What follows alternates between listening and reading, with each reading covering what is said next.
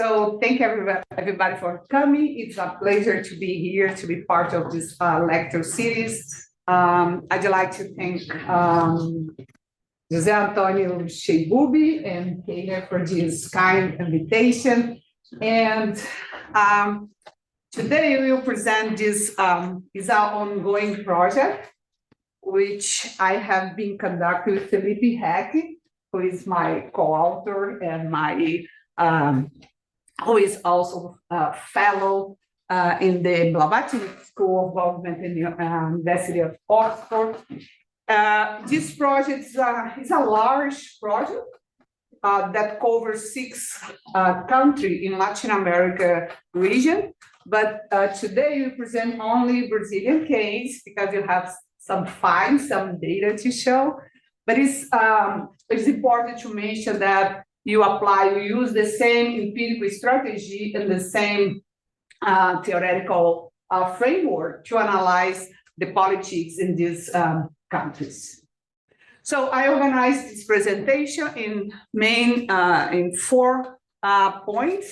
First, I will present some motivation, some data about what's going on with this executive-legislative relations in Brazil.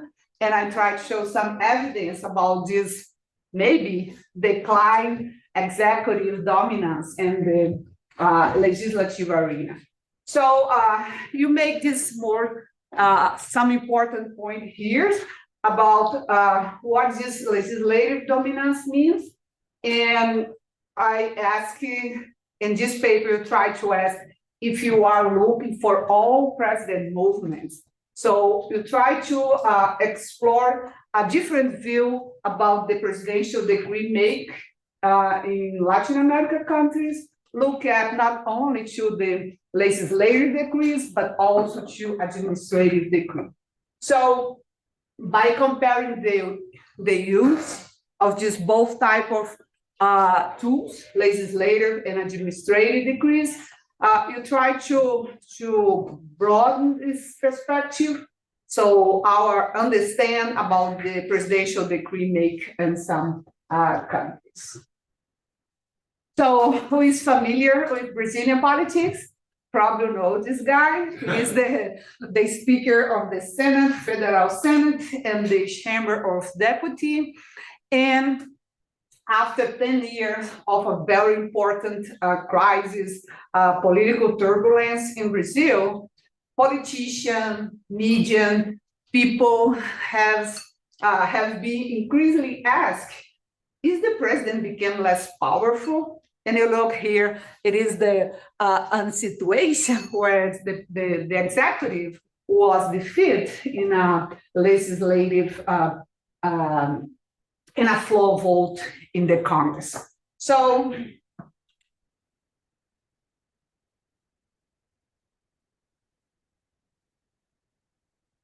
as you probably know, president have a large presidential power in Brazil. So as José Antonio Sheibubi is an expert in this topic, so you have basically, when you study Brazilian politics, this question matters if the president became less powerful or not, because executive and the president, they are the main political and institutional actors in decision-making process in Brazil. So it is completely, it is important to understand if this delegation of power to the president has changed in Brazil.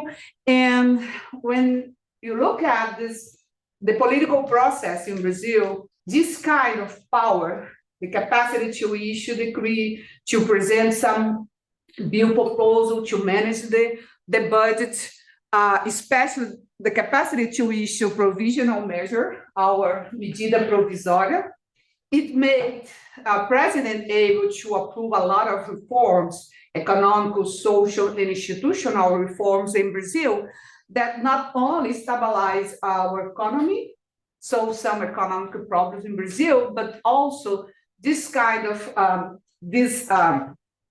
the executive agenda helped to expand the state capacity, guarantee some social policies in Brazil, and also solidify our democracy. However, in the last decade, you have seen some different trends, no? The first one is what is happening and why it is important. When you look this graph, you can see here the participation of the executive and legislators in the lawmaking process. So in the first period after the democratization, you can see here a clear legislative dominance of the executive branch. So the executive is behind 80% of the all law passed in the Congress. No, it's huge success. And you see here the legislator, the red line is the performance of the bill proposed by legislator. But something changed. It's clear this change here when this seems to become more competitive process. And at this point, the legislator take the lead, no, of this process. So what you see here is the number, is the proportion of all bills approved, passed by in the Congress, and you can see a clear decline of the executive during the first years. Not it started before, but you can see here the first years of the Lula administration, no, since 2023, in an increase of the participation of the legislator in this process. So the second evidence, it is about the budget execution. That is one of the most important tools that the Brazilian president has, the capacity to control the budget execution. So since 2015, you can see some change in this process because the Congress, before this period, the executive, the president used this kind of power to manage the relationship with the Congress, to bargain with legislators, to form coalition, to attract legislators to support the government. But from these years, 2015, the Congress has adopted some change. They have been approved some laws and constitutional amendment. And the first one in this year, they made individual amendment, the execution of the individual amendment mandatory.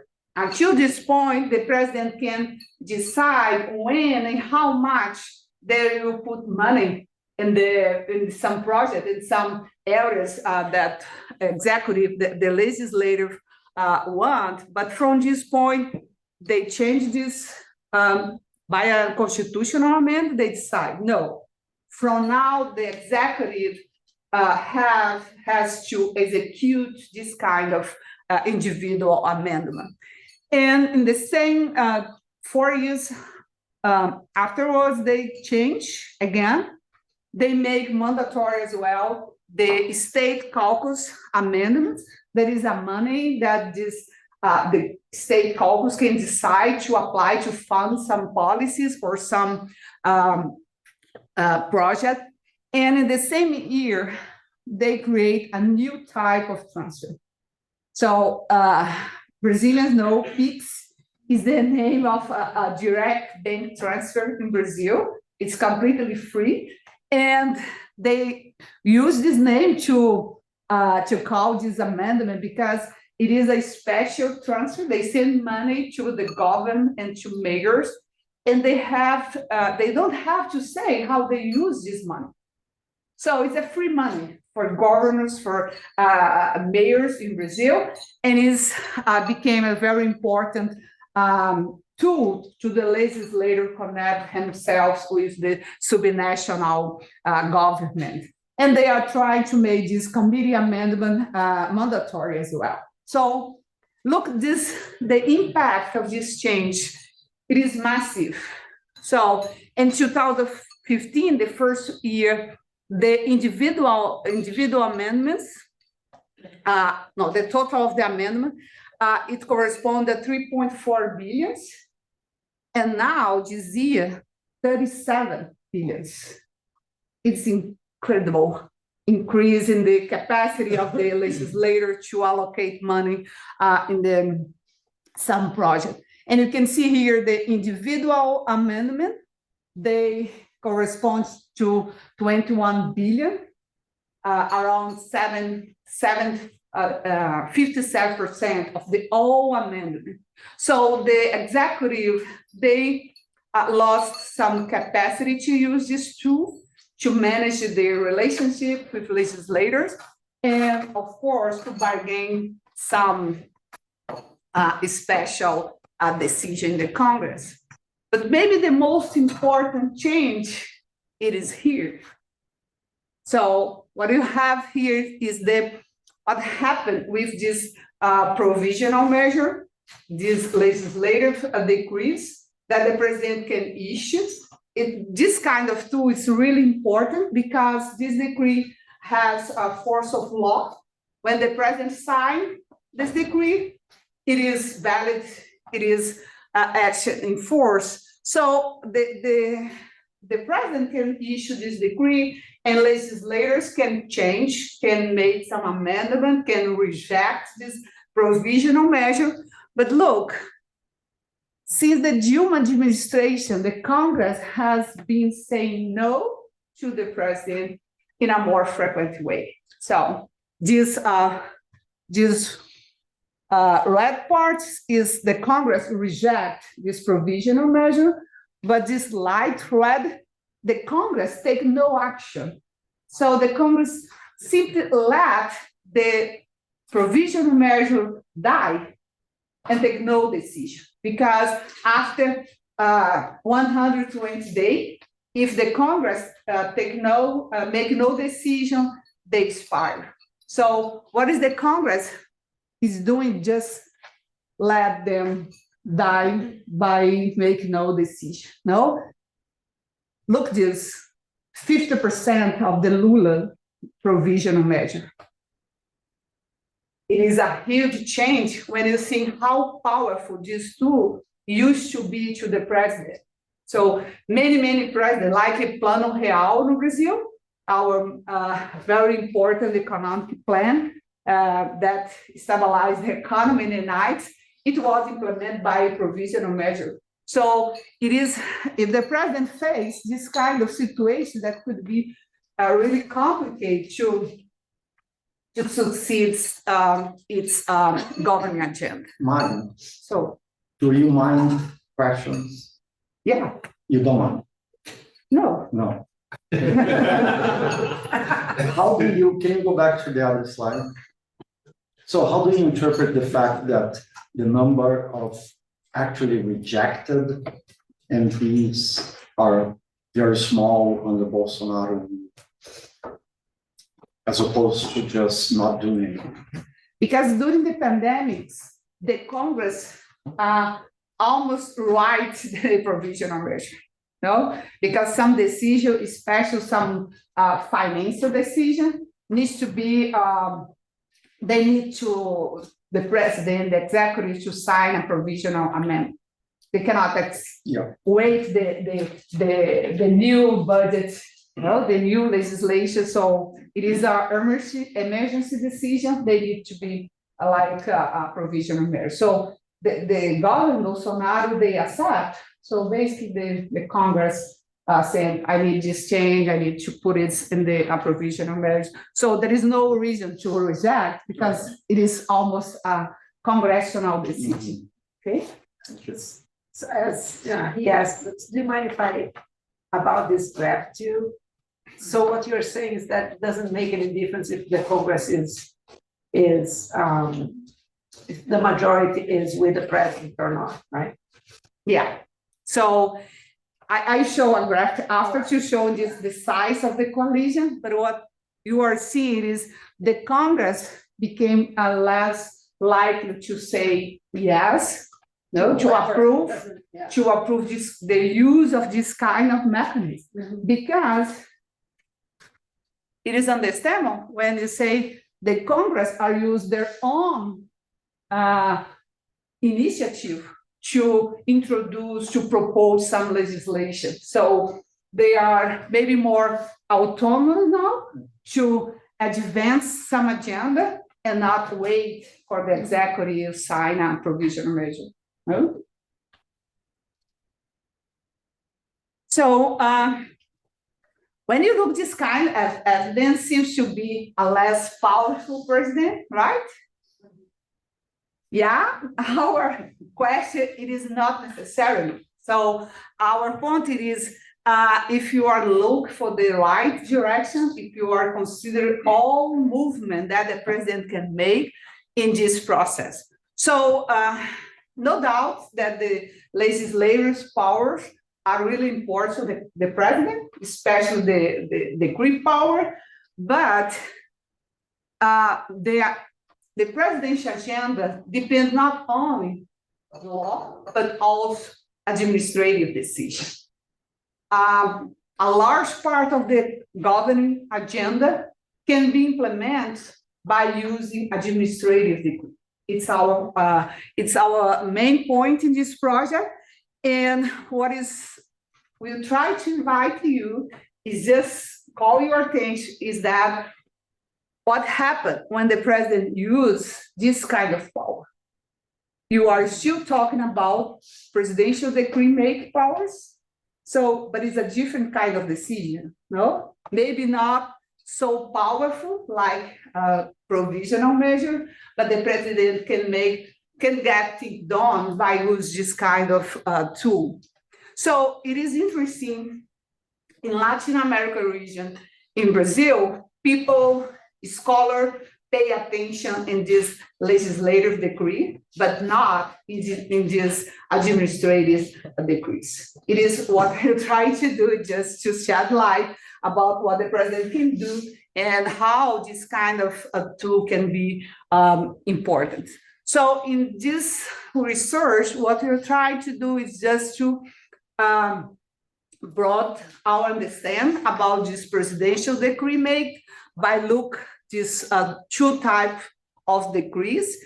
And our main claim is that the president used these two type of decree to target different goals to be successful in different policy areas. So you need to look at this kind of decision if you want to understand what the president is able to do, what the president is actually doing.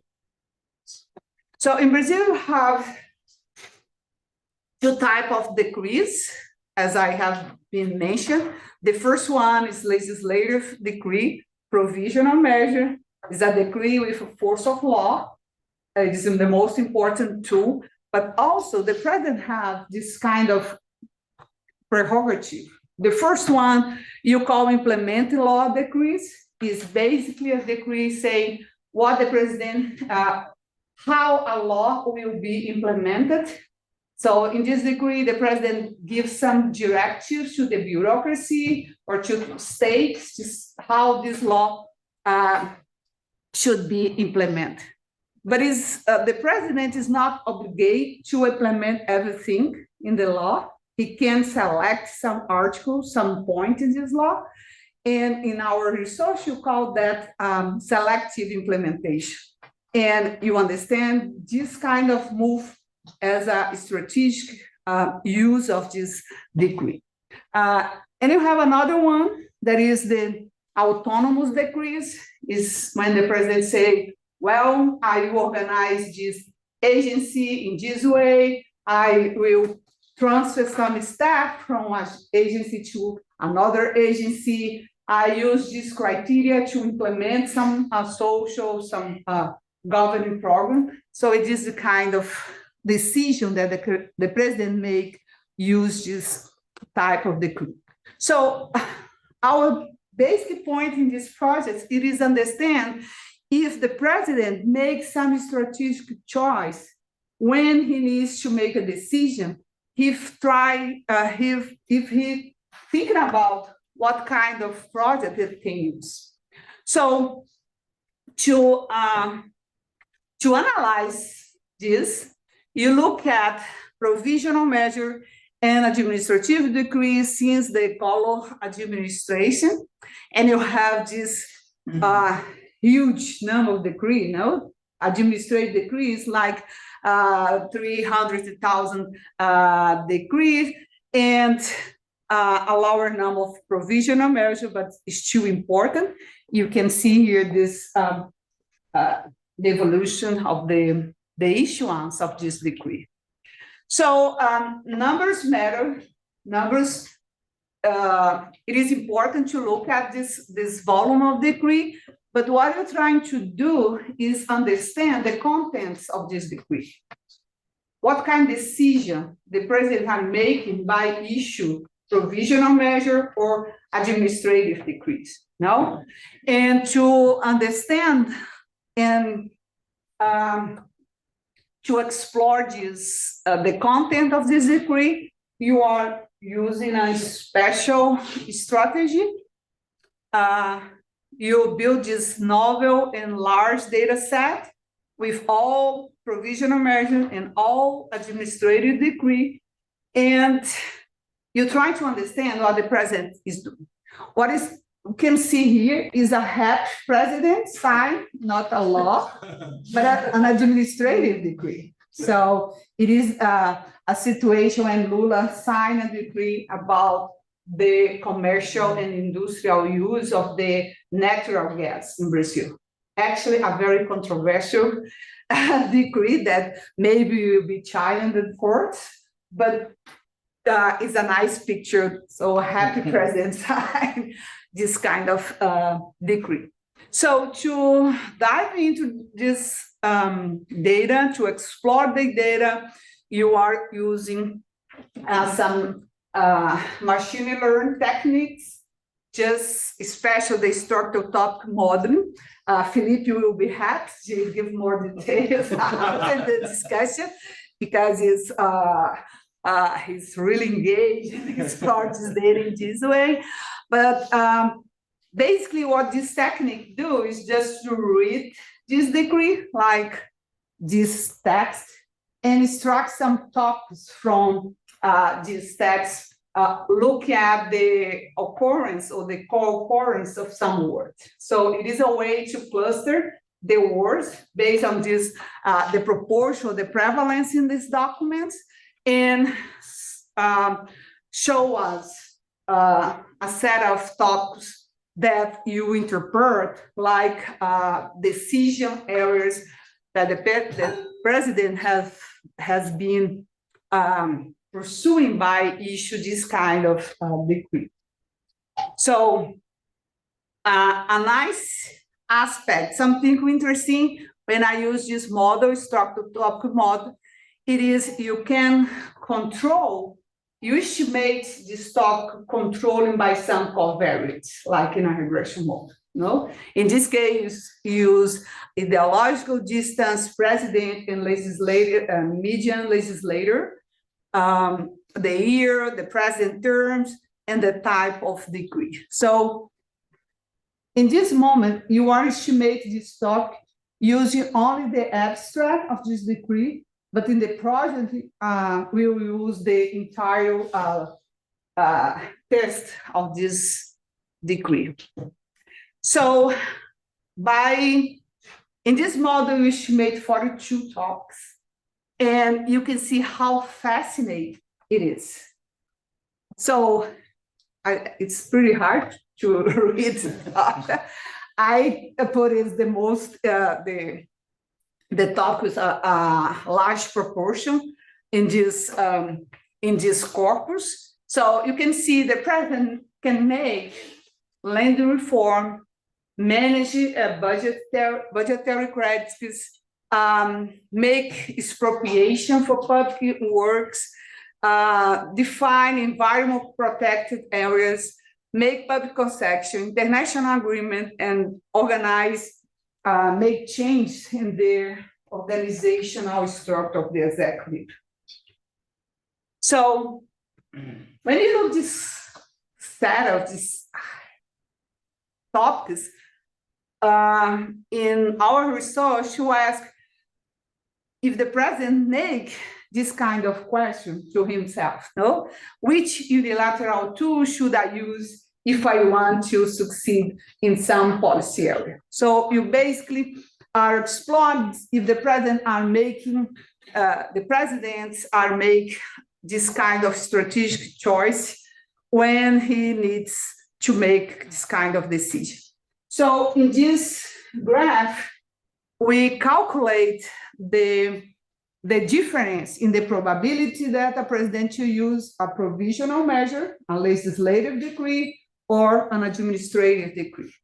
And you can see our model fits pretty well, because in the top slide, you have some topics like extraordinary budget credits, legislative review, financial tax regulation. These are kind of decisions that the president can only make by use law or provisional measure. And they are in this camp. And here you have some talk that the president can only use administrative decree, like expropriation, budgets, supplementary credits, land reform. So the models show us a very nice prediction of what the president is doing by issue this kind of decree. But look this gray or black one. So here you cannot differentiate you cannot see a difference in the use of both types of decree. So in this case, probably the president can use both, and they are make decision by issue legislative or administrative decree. So it is the space for this strategic choice, no? Of course, provisional measure and administrative decree, they are regulated by constitution and by law. There are some things that the president cannot do by use one or other instrument, but you can see in some areas, the president has space to be this kind of strategic decision. So when you're talking about this kind of choice, it is important to consider that in Brazil, presidents are institutionally very strong, but politically weak. No, it's not on Brazil, usually the most Latin American countries. And what you want to explore, if depend of this political weakness, if the president make different choice, if he pursue or change the use of this kind of decrees to achieve their policy goals. Here is the graph. What you can see here is some political constraint that the president face when they try to implement their policy agenda, government agenda. And in this blue bar, you see the size of the coalition in the Congress, is the seat share in the Congress, held by the coalition. So you can see, usually the president form a majority in the Congress. Only Collor and Bolsonaro is not true. And this line shows us the interbranch polarization. It is the distance between the president and the median legislator in the Congress. What you can see here is an increased interbranch polarization. So the higher index is the Lula, the current government, no, in the Lula administration. So when the president faces this kind of challenge, no, it's a very comfortable situation here, but not here anymore. What kind of decision the president can make when he faces this situation? They change this strategic use of this decree. They decide in a different way. So by look this information, here you have our model, the result of our model. It is, I'm not expect that you understand this distinguish the proportion of each topic. Look at the rainbow. That means the presidential agenda. What you can see here is under the same constraint, institutional constraint, the president has a different policy agenda. No, it's a different governance agenda. You can see here, for example, this green part is the land reform and the Cardoso agenda. And you have two talks by the land reform. The Lula is the blue side, the blue bar. So you can see the importance of this completely different than Dilma administration, because the eminent domain decrees, they were issued by expropriation for the PAC to build highways. Magna, I just want to understand, not the details, just the range. So what is the answer? So say for Lula 3, you have there everything that he did, and then the colors represent the number of proposals. No. So this each bar there represents the average decree or legislation issued by each president. So it's basically each bar. So for each president, so this is it. No. Okay, it's the agenda. Yeah. So basically this is the average document that each president creates. So if you pick a random project from Cardoso, you find most likely you find something that is from the But you're not previous ones. discriminating the instrument yet. No, yeah, the next slide. That's the I next just want one. to understand. Yeah. Yeah, so here, here you have this, you distinguish the kind of, the different agenda that the president pursued by use each tool, each instrument. Of course, it is the part of this difference is because of the legal and constitutional constraint. For example, expropriation for land reform can be, the president can make this decision, use only administrative decree, no?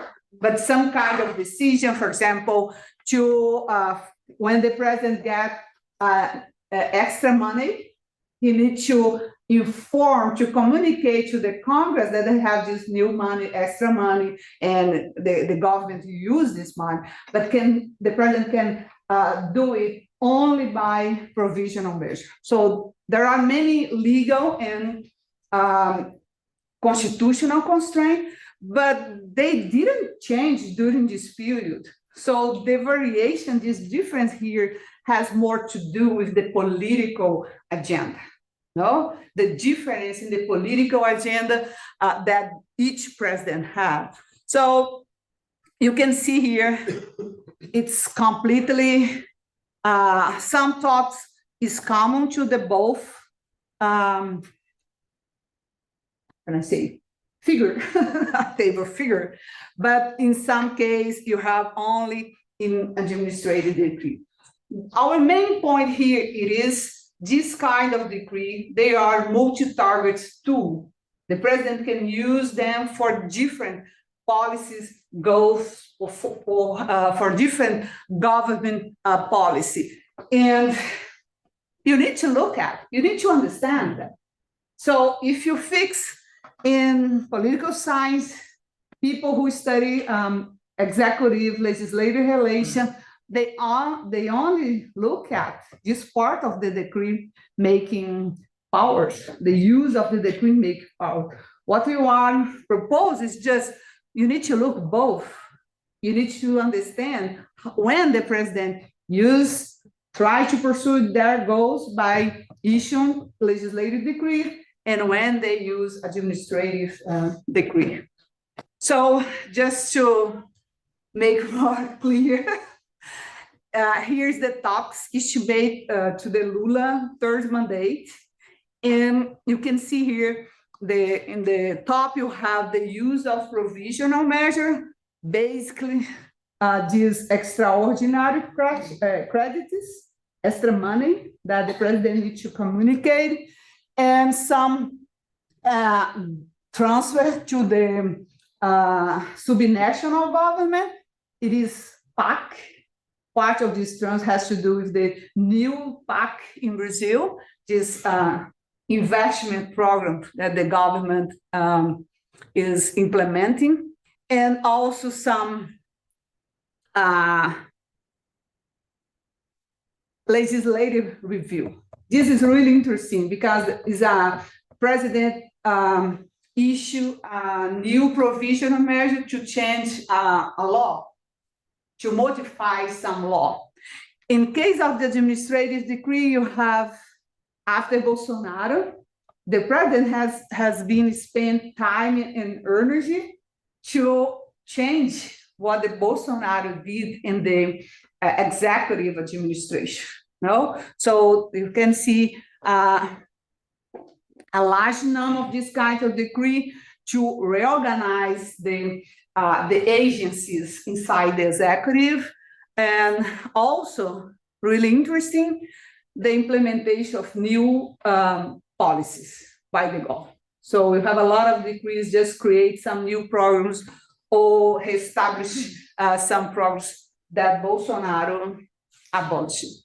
So to end our presentation, one interesting find from this resource, this initial findings, of course, but here you plot this ideological distance between president and the median legislator, and the proportion, the probability the president use more administrative or a legislative decree. So you can see here the total proportion regard the land reform is higher in Cardoso, and some moment where the president has a small distance, is more close to the Congress, and it became more unlikely when the president is very distant from the Congress.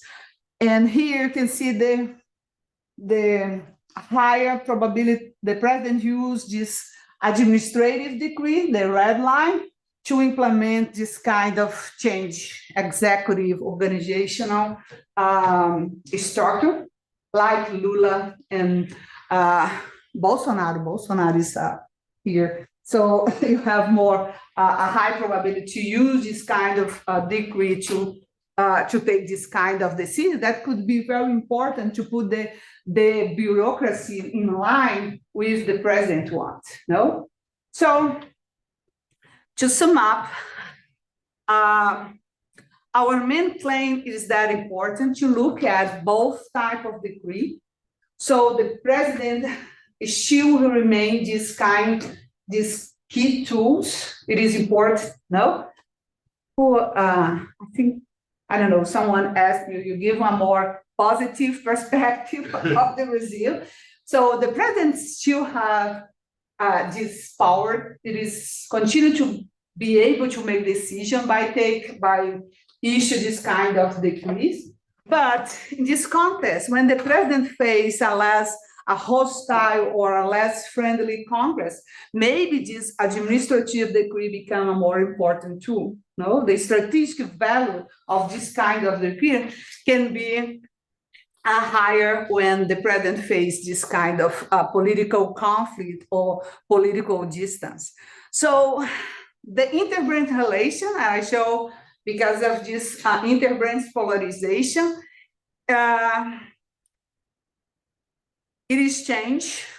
It is not so friendly relationship, regardless the size of the coalition, but it has been changed. And of course, the executive leadership decision-making process is in dispute. But an important aspect, it is still a political game. So what is the Congress is doing is just to compete with the president or executive in the decision-make process by use the tool that both can both have.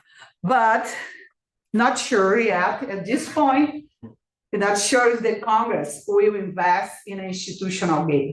No, try to change this delegation of power, try to reduce the power that the president has at this point.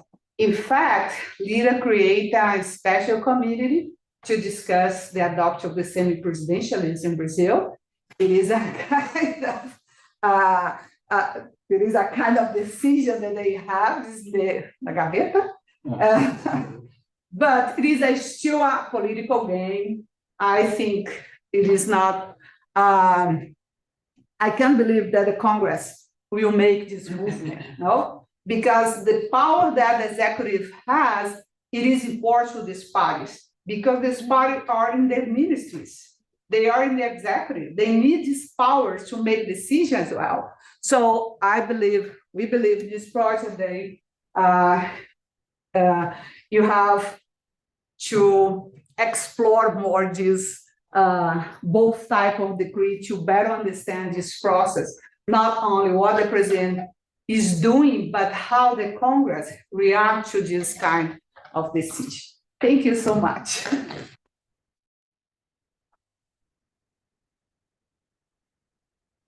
Now that all the graphs are taller, you're bringing me more. Like, oh. So you can take the questions or we can help, but I can. Yeah. But I have one question. One, you just mentioned about the possibility of the semi-parliamentarism. I remember when some of us voted for, in the discussion. And I was wondering if since then there was like any substantial discussion regarding this.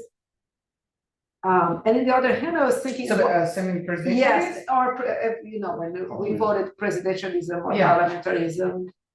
This was. But parliamentarism was semi-presidentialism. Yes, yeah, somehow, I think, but that's The what proposal now is semi-presidential. but that's what I was, I was curious if the possibility of this discussion today would be similar even without the referendum.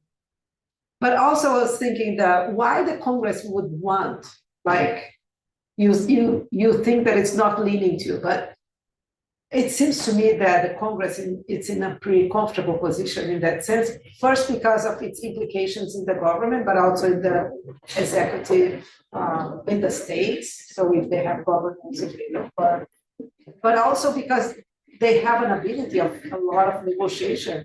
If they take power out of the president or of the executive, they cannot negotiate as much with the executive to pass. So it's like the power of Central. If the executive has less power, then they also have less negotiation power. Is that right?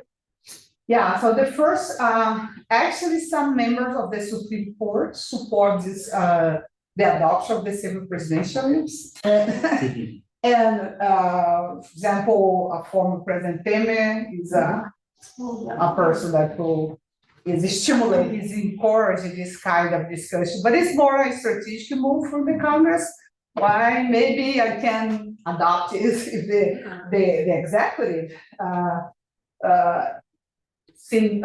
put the position of the no negotiation with the Congress. No, but it's more strategic. And yeah, so far the main movement of the Congress has been in this change of the budgetary legislation. So they want to grab money. Yeah. So, and they actually succeed in this process. So now in Brazil, the Supreme Court decide, because this legislation boosts some no transfer, the Supreme Court decide to suspend. So in this moment, it is not the Congress and the executive, they are discussing a new law to regulate and make more, adopt some transparency in this process. So, and this week, the Congress and the executive, they present a new bill proposal It's actually a constitutional amendment. And in this case, it's clear that the executive succeed to stop this move. What they are proposing, this bill keeps some powers in the hands of the presidency, the executive. So I don't think the Congress, for example, will extinguish provisional measure. No way, because it's too important. No, what they're trying to do is just to, in some case, they discuss, they change, they approve a different bill based on a provisional measure, but it is too important, no, for the government, because this party, they are in the government, they are in the executive, they are in the ministries. They need this kind of mechanism to implement their own agenda, no, or they are putting more pressure to the executive. In a way, the president make more concessions. No, but I personally, I don't believe that Congress will invest in this kind of institutionally. Hope not. I Yeah, have a question. I love it. I mean, I think it's really powerful. So I have two points. One is the easy one in the sense that, you know, if you're from the outside, you can always say, why don't you do that? But I think this may have some substantive impact. I don't think the choice is between two instruments, but it's between two, right? Because the other alternative is presenting a legislative bill. So that should somehow be modeled there, because we know from the work on decrees that one practice that at least existed during Cardoso and Lula, the first two, is that the government would introduce an MP and then at the same time introduce a bill and then try to build a majority in the process. So, you know, that would give you a comprehensive explanation for that, because there is that missing piece. So one question I have is, what is happening there? Are they, I mean, because your implication is that when the Congress is so far away apart from the president, the president's gonna do what he, in this case, can do without the Congress, and the Congress cannot challenge what the president does, unlike the MPs. But are they trying to legislate in the, you know, traditional means? And so I think that belongs there a little bit. And the other thing is, no, I think that it's not other thing, but you use polarization, and that threw me off. Because it's not polarization, is actually the distance between the president and the majority in Congress. And so that is not polarization. And so when I finally realized it, then the pictures that you showed in the end made sense to me. Because my question that I wrote here is that why would polarization in itself affect the president's strategy? So anyway, that's just for mine. you want to? Well, so I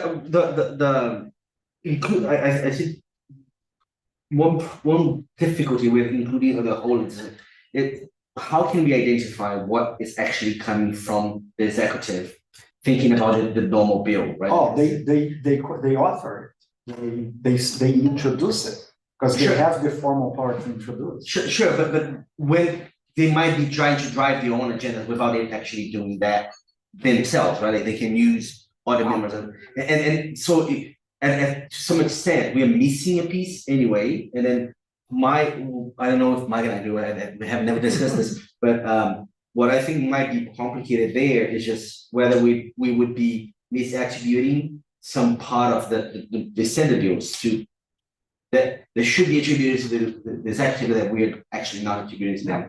But that's I think that's one thing. And the other one is in a bigger part of the project, we are trying to understand the connection between decrees, the medidas provisórias and bills by looking at whether the president decides to regulate or to implement specific parts of different bills.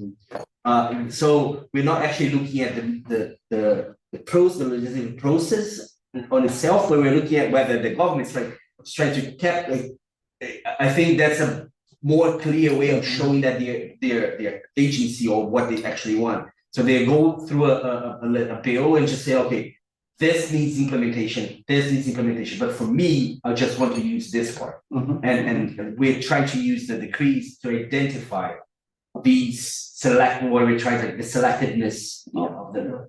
So the next step. Exactly, yeah. Yeah, but for example, if you look at the gun control law in Brazil, Bolsonaro didn't present a new law, so Moro presents some change, but Bolsonaro completely changed the policy by issue administrative.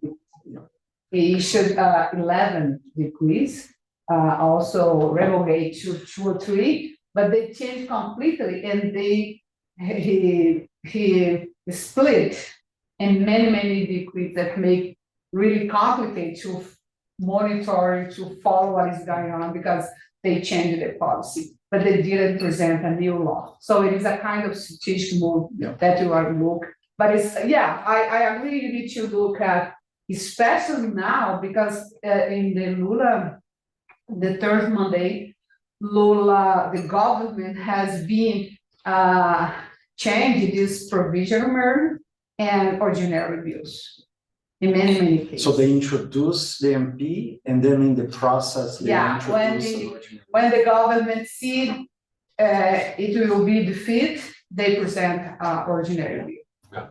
But if the MP is going to be defeated, why wouldn't the ordinary bill? Because then they can negotiate. Yeah, so because the MP will be expired, they cannot present a new provision in the same legislature. So the way they have is just, but it's complicated. But this is what I'm talking about. I agree that you're going to miss some part, but it's really important because it's super complicated. But I mean, it's fascinating. It's incredible, and you're gonna have. Sorry, no, I was just looking to see. It is a new way to look at the pre-made powers of and the also to. I mean, I think it's fascinating for you to have people, students of yours, you want to use this data to look at specific policy areas.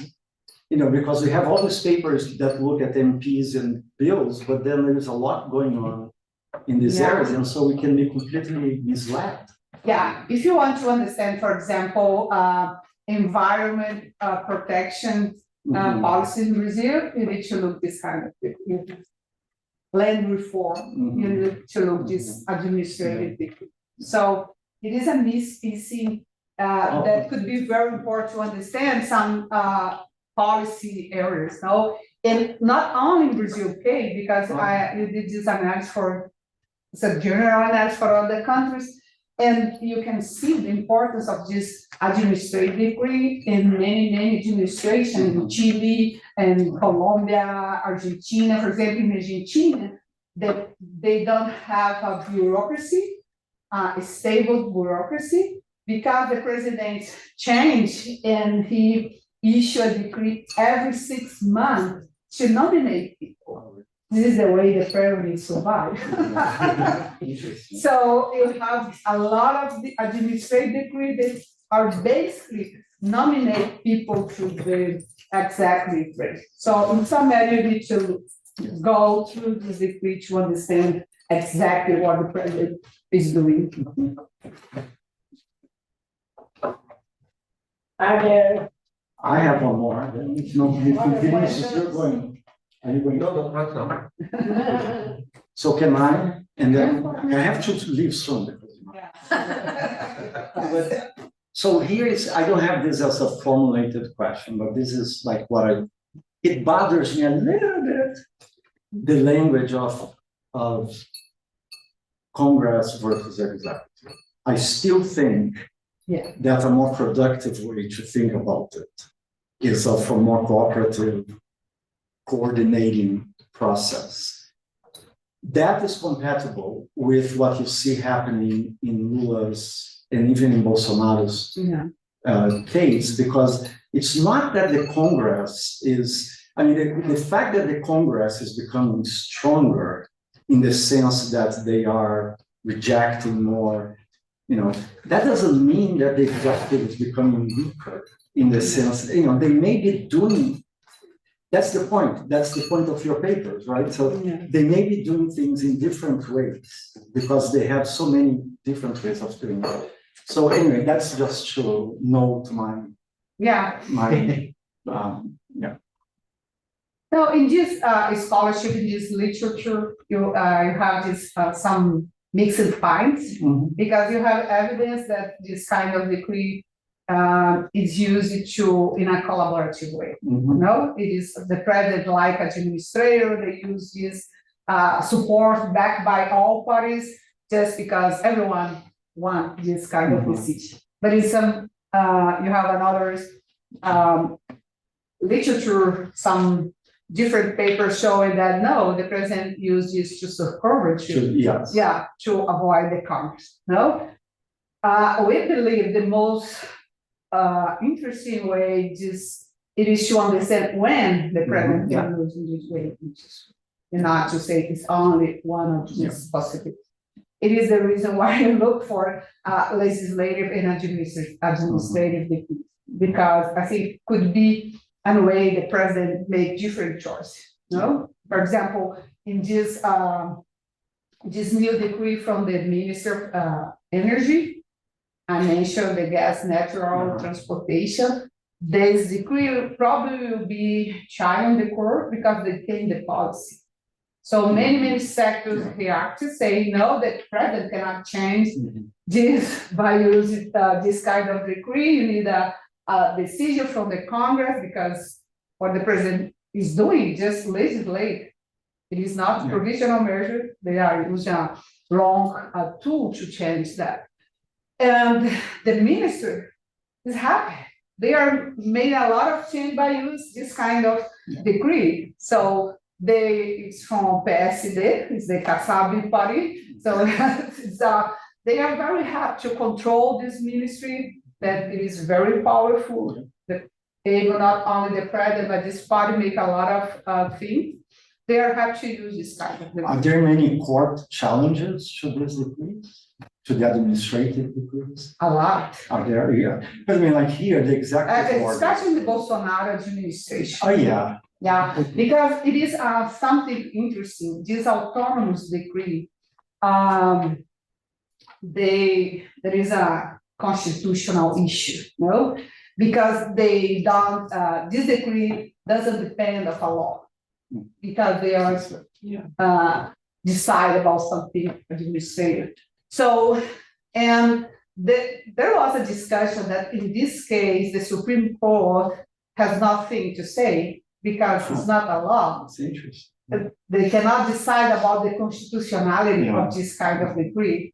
But during the Bolsonaro administration, because of his abuse of this power, a minister thought to say, wow, it's time the Supreme Court take action regarding this kind of decree. So even after in the Lula administration, after the Bolsonaro has left the government, the Supreme Court decided to analyze Bolsonaro decrees related to the gun control, because they say it is important to say he cannot do it. It's abuse of power. I think an important implication of our discussion is if the president start to use more and more this administrative decree, it will force the Supreme Court to decide about that. So it can be changed, the relationship between the executive and the Supreme Court, and also legislature. No, can be a new page in our coalition of presidents.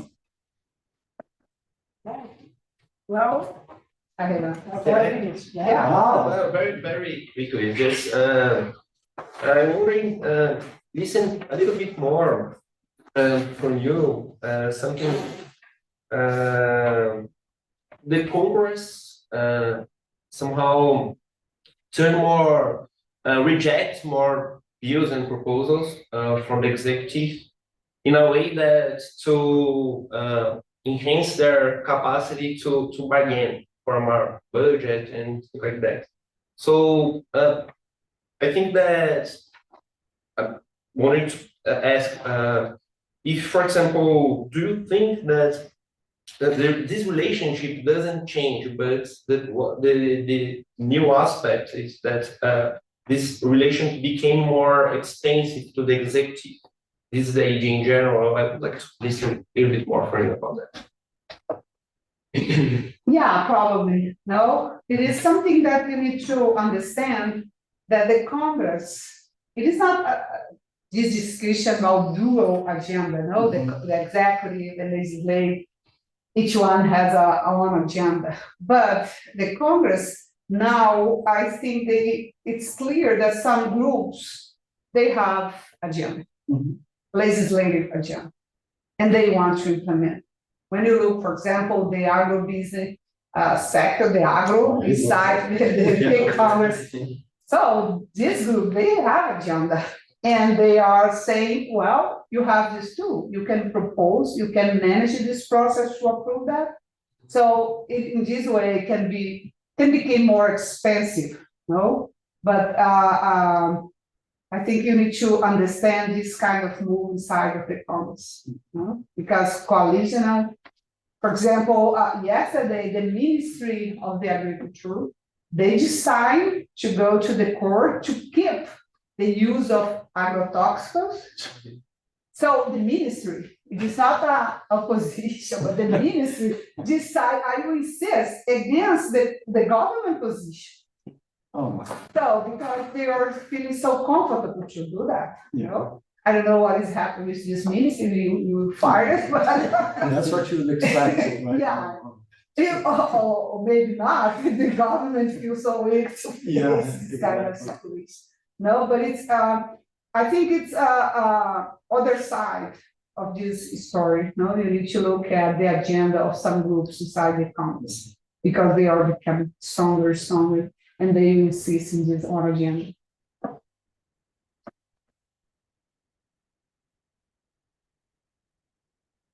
That's it.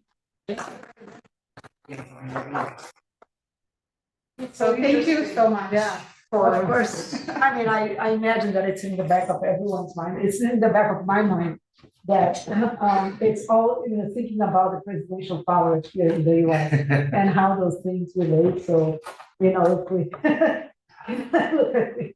now that we're facing the reality, so what can stop presidents sometimes? Yeah, but anyway, thank you and thanks everyone.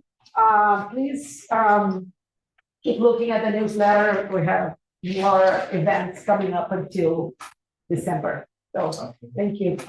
And if one